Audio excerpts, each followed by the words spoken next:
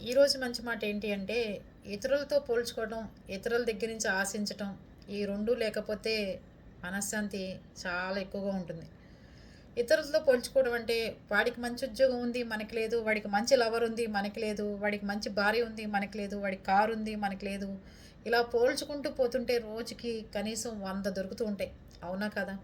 అలాగే ఇతరుల నుంచి ఆశించటం. మనం అన్ని చేస్తున్నాం కదా! వాడు మనకేం చేశాడు? వాడు మంచి బంధువు, మంచి స్థాయిలో ఉన్నాడు, మనకి ఏదైనా చేయొచ్చు కదా.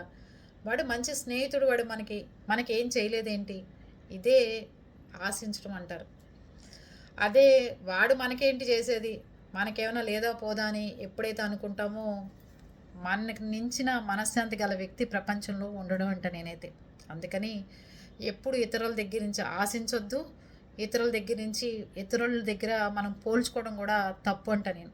మనకి మనమే ఎప్పుడైతే గ్రేట్ అనుకుంటామో మనశ్శాంతి చక్కగా ఉంటుంది. దేవుడు కూడా మంచి భవిష్యత్తు ఇస్తాడు మనకి. ఈ రెండిట్లో ఎప్పుడు అశాంతిగా ఉండిపోతూ ఉంటే మనకి మనమే కృంగి కృషించిపోవాల్సి వస్తుంది. ఏమంటారు మీరు?